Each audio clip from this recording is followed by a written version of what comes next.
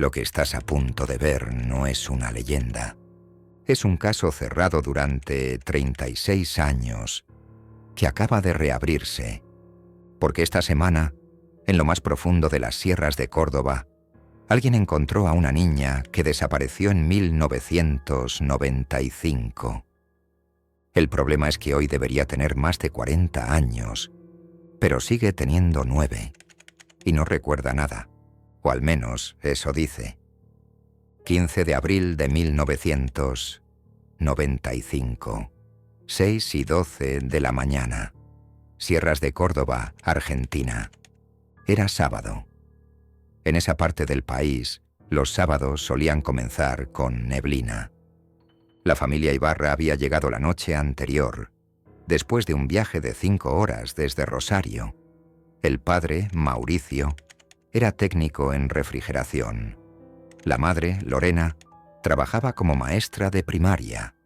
Y sus 2 hijos, Sofía, de 9 años, y Franco, de 13, llevaban semanas insistiendo con conocer la cabaña de El Pinar Viejo, donde Mauricio había pasado algunos veranos de niño. No era un lugar turístico, más bien al contrario. Estaba a medio camino entre el olvido y el abandono. La cabaña estaba construida en lo alto de una ladera arbolada, lejos del camino principal, y el último registro de uso había sido en 1981. Aún así, Mauricio logró convencer al nuevo dueño, un primo de su madre, para pasar allí el fin de semana largo. Se sabe con certeza que llegaron, porque la policía halló el coche estacionado correctamente, con las llaves puestas y restos recientes de comida en la mesa. También se sabe que durmieron al menos una noche, porque las camas estaban usadas y los cepillos de dientes húmedos. Pero el domingo por la mañana, cuando una pareja de excursionistas pasó por la zona, la cabaña estaba vacía y la puerta abierta de par en par. En el informe policial consta que no había signos de violencia. No faltaba dinero, ni ropa, ni objetos personales. Solo faltaban ellos. Los 4. Como si se hubieran evaporado entre los árboles. Lo primero que se pensó fue en un accidente. Que se habían internado en el monte, se perdieron y murieron por exposición, caída o ataque de algún animal. Pero no había huellas. Ni de personas, ni de niños, ni de animales. Solo el césped pisoteado alrededor de la puerta. Lo segundo que se pensó fue que habían huido. Tal vez una deuda, un conflicto familiar, una amenaza no denunciada. Pero no había indicios de problemas. Todo en su vida parecía normal, incluso demasiado.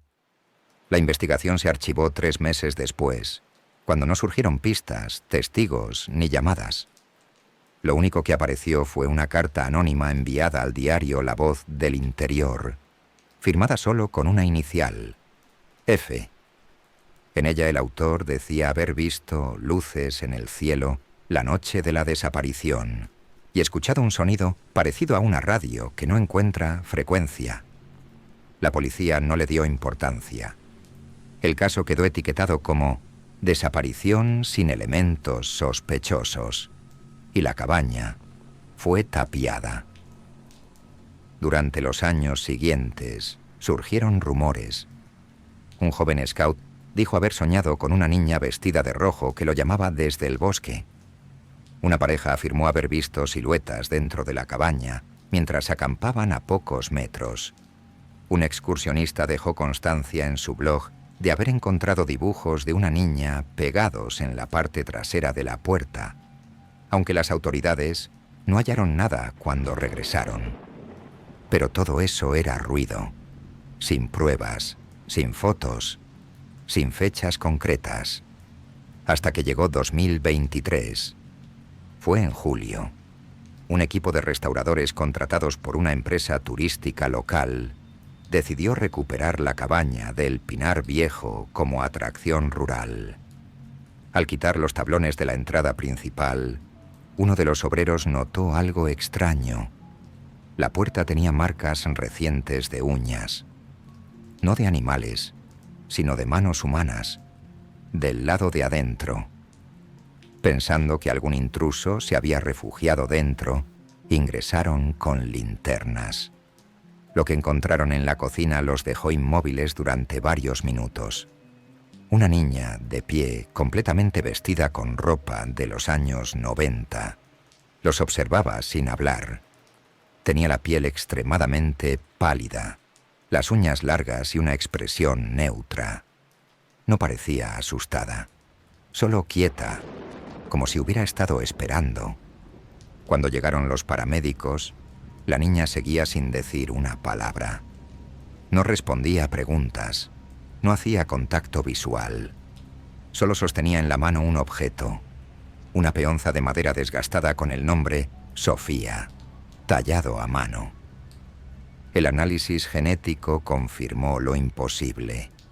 La niña era Sofía Ibarra, la misma que había desaparecido en 1995, con el mismo grupo sanguíneo, la misma estructura ósea, la misma cicatriz en la rodilla derecha, solo que no había envejecido.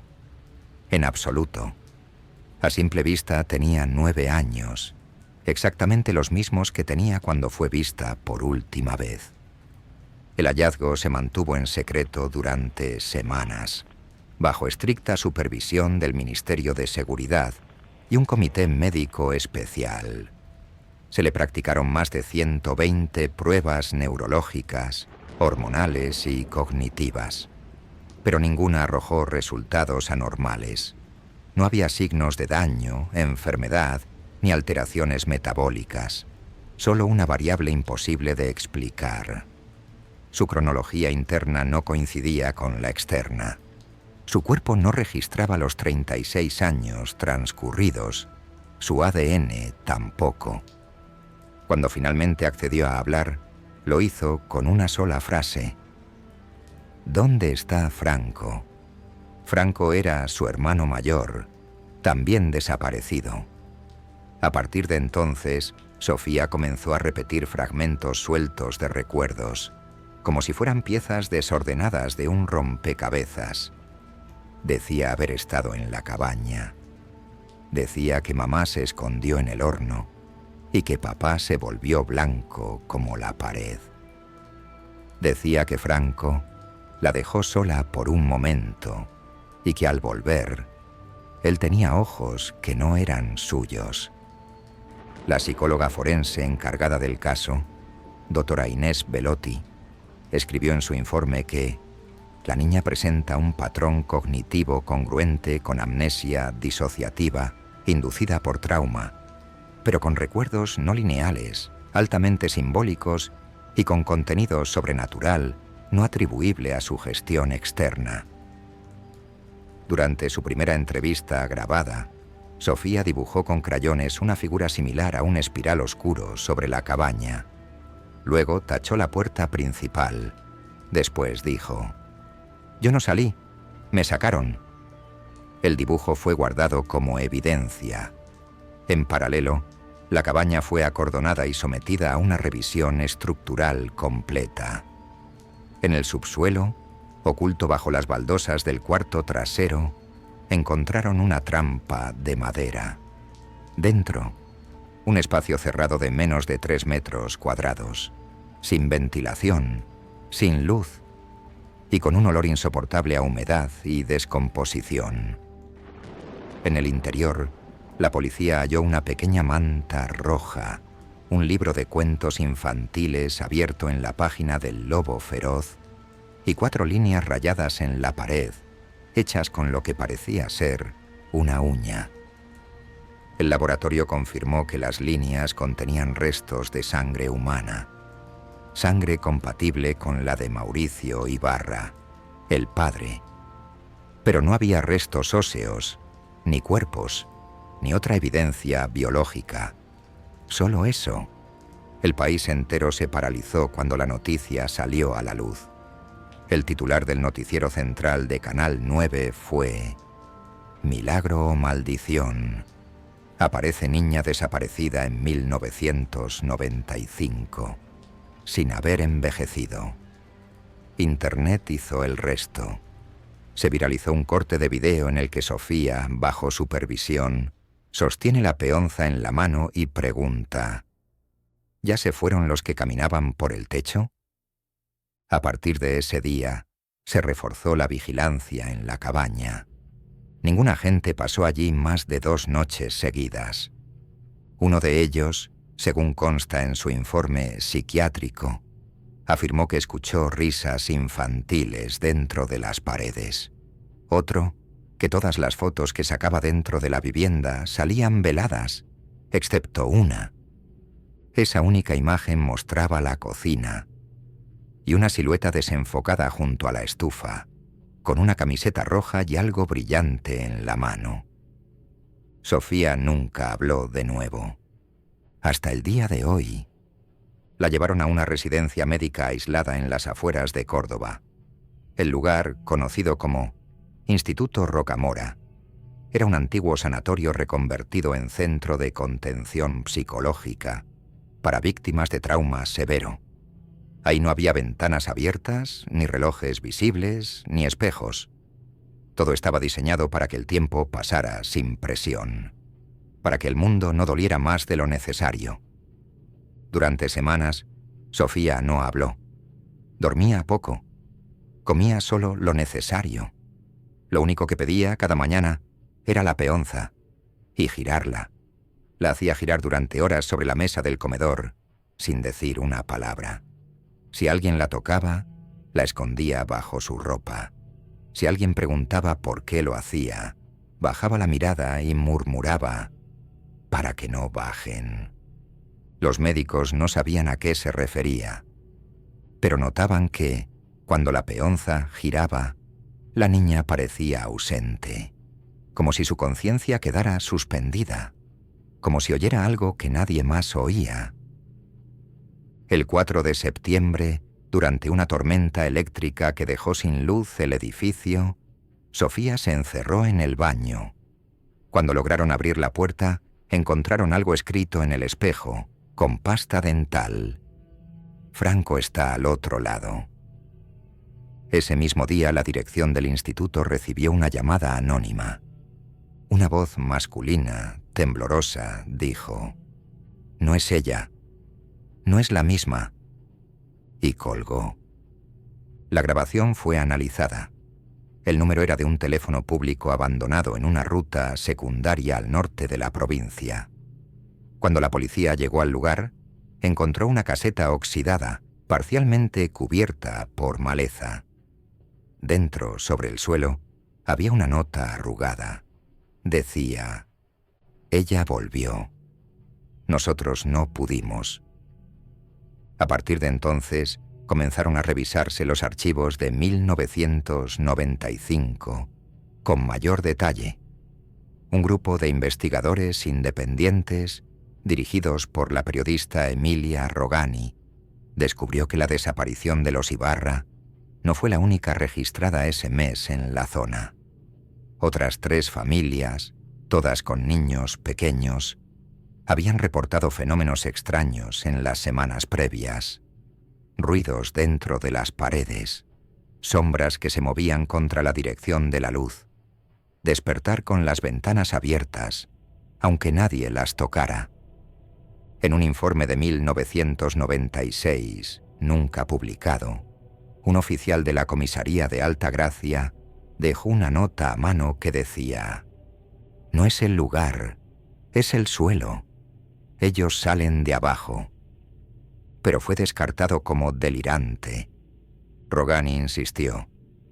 Reabrió la investigación con el aval de una comisión especial y accedió, junto a un equipo técnico, a las cintas originales de la escena en la cabaña, tomadas con cámaras de video High 8 en 1995.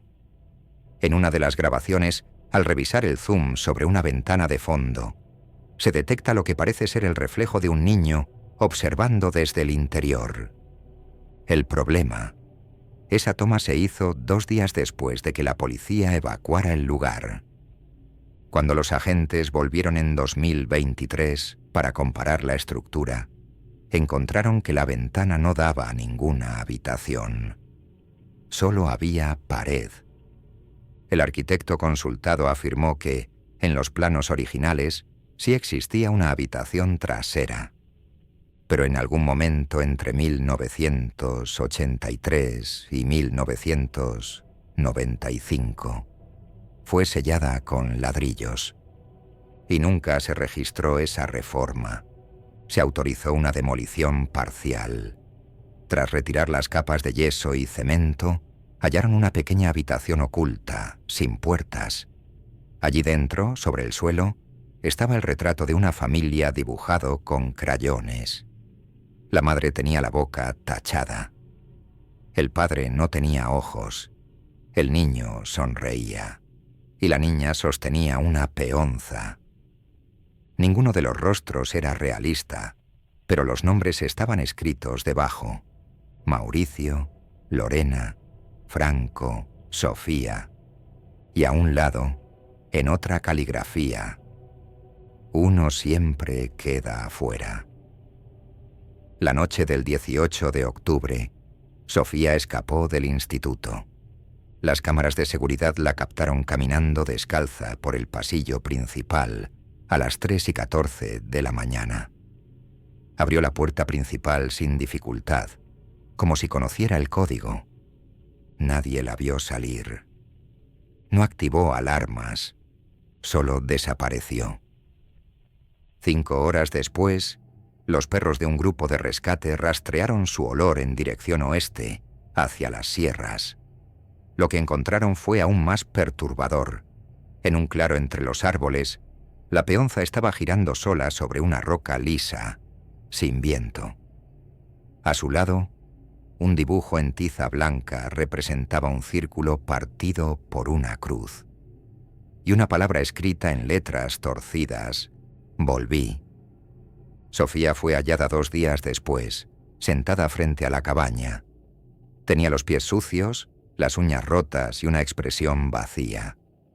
Cuando la policía se acercó, dijo una sola frase: ahora hay otra puerta. La cabaña fue sellada de nuevo, pero esa misma noche, alguien rompió el precinto. Una cámara de seguridad, instalada por orden judicial, captó la silueta de un niño entrando por la ventana trasera. Al mejorar la imagen, se vio que llevaba una camiseta azul con el nombre Franco bordado. El video termina cuando la cámara se apaga sola a las 3:33 de la mañana. Desde entonces, nadie ha vuelto a entrar. La Fiscalía, bajo presión mediática, ordenó una vigilancia constante sobre Sofía. Esta vez no fue internada, sino trasladada a una casa protegida cerca de Alta Gracia, con cámaras internas y custodia rotativa. La instrucción era clara: no debía quedar sola en ningún momento. A las pocas semanas, la niña comenzó a hablar más, pero no como antes. Ya no parecía confundida ni traumada. Su forma de expresarse era pausada, articulada, y usaba palabras que no coincidían con su edad mental. Un día, mientras una psicóloga le leía un cuento, Sofía interrumpió la narración y dijo: no era un sótano, era una sala de espera. ¿Para qué?, preguntó la doctora. Para que se cierre el ciclo. Desde ese momento, los testimonios del entorno comenzaron a documentar sucesos anómalos. Luces que parpadeaban sin causa. Objetos que cambiaban de lugar entre grabaciones. Grabadoras que emitían sonidos aún apagadas. Uno de los custodios, un hombre de 51 años con 23 de servicio, pidió el traslado tras declarar que escuchó la voz de su hija fallecida saliendo del walkie-talkie mientras patrullaba el pasillo. El psiquiatra asignado al caso elaboró una hipótesis alternativa: que Sofía no había salido nunca de la cabaña, que lo que se halló no era la niña, sino una copia una réplica biológica con recuerdos incompletos, creados por algo que no entendemos. El informe fue descartado por falta de rigor científico. Pero ese mismo día Sofía pidió papel y lápices. Dibujó una figura nueva. Esta vez no era la cabaña ni su familia. Era ella misma. En el dibujo tenía una segunda sombra detrás, más grande, con una mano sobre su hombro. En la base escribió: «Ella me dejó volver». La periodista Emilia Rogani logró obtener una copia del dibujo. Lo publicó en su sitio web junto con un artículo titulado «La niña que regresó sin crecer». El posteo se volvió viral y con ello llegaron nuevos testimonios. Una mujer en Mendoza aseguró haber vivido lo mismo en 1978, cuando su hermana menor desapareció durante una excursión. 3 décadas después, la encontró caminando por la plaza del pueblo, igual que siempre. Otro hombre, en Salta, relató que su madre desapareció en los años 60 y fue vista en 2015 entrando a su casa, sin haber envejecido. En todos los casos, los retornados mencionaban haber estado esperando la señal. Nadie supo nunca cuál era esa señal, hasta que Sofía la dibujó. Era un símbolo simple, una espiral que se cerraba sobre sí mismo, exactamente el mismo grabado en la piedra que encontraron junto a la peonza. El 22 de noviembre de 2023, exactamente 36 años y 7 meses después de la desaparición de los Ibarra, un equipo de geólogos fue enviado a inspeccionar el terreno bajo la cabaña, tras registrar una leve vibración sísmica que solo afectó la parcela de tierra donde se encontraba la vivienda. Lo que descubrieron fue una cámara subterránea natural, sellada por roca caliza, y en su interior una estructura de madera podrida similar a un altar. Había rastros de sangre seca, restos textiles y marcas en las paredes, figuras infantiles, símbolos espiralados, números. Pero lo que desató el verdadero caos fue lo que grabó el geófono antes de que el equipo evacuara. A las 3:33 de la mañana, mientras los sensores aún estaban activos, se captó un sonido de baja frecuencia con picos rítmicos.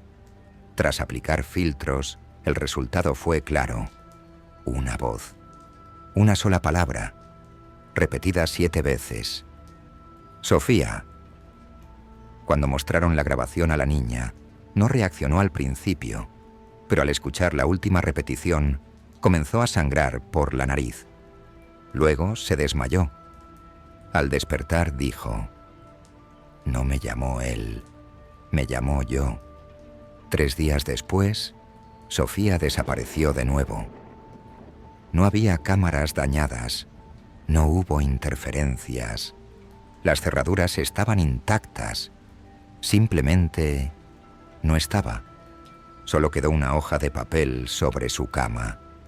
En ella, con lápiz rojo, una única frase escrita con pulso infantil: «Franco no quiere que vuelva». El Estado cerró oficialmente el caso. La cabaña fue destruida. El terreno fue comprado por una empresa fantasma que jamás respondió a los medios. Y el informe final de la causa fue clasificado por tiempo indefinido. Pero hay algo que pocos saben. Una copia de la grabación, la original, fue filtrada. Circula en foros profundos de Internet bajo el nombre Ibarra-333.wav. Dicen que, si la reproduces exactamente a las 3:33 de la mañana, algo cambia en el entorno. La temperatura baja, las luces parpadean, y la voz se repite una vez más, en tiempo real.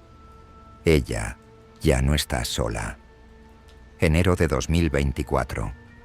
Un senderista solitario, Hernán Loureiro, de 43 años, Caminaba por una de las zonas clausuradas del monte Champaquí, al oeste de Córdoba. Era fotógrafo aficionado y solía internarse por rutas poco transitadas buscando paisajes inexplorados. Llevaba consigo una cámara de revelado instantáneo, el modelo clásico de los 90, como parte de un proyecto personal titulado Postales de lo que queda. Aquella tarde, cuando el sol comenzaba a caer, creyó ver una estructura a lo lejos. No era una casa, era más baja, como una base de piedra rectangular cubierta parcialmente por tierra y musgo. Lo fotografió. Pero al revisar el papel impreso, algo no cuadraba. En la imagen había una niña, de pie, al borde de la estructura, vestida con ropa de invierno anticuada, y mirando directo a la cámara. Volvió a mirar el lugar real. No había nadie. Asumió que había sido un reflejo. Pero al guardar la foto, notó algo aún más desconcertante. En el reverso de la imagen, impreso por la cámara sin que él escribiera nada, aparecía una palabra, en tipografía uniforme, como si la hubiera generado la máquina. Franco. Loureiro intentó volver al sitio al día siguiente, pero no lo encontró. Ni el camino, ni la base de piedra, ni el claro. Entregó la fotografía al diario La Voz del Interior. Una semana después, su casa fue asaltada. No robaron nada, solo revolvieron los negativos y se llevaron su cámara. El diario nunca publicó la historia, pero una copia digital escaneada de la imagen comenzó a circular en Reddit y foros especializados en casos paranormales bajo el título Última postal de Sofía.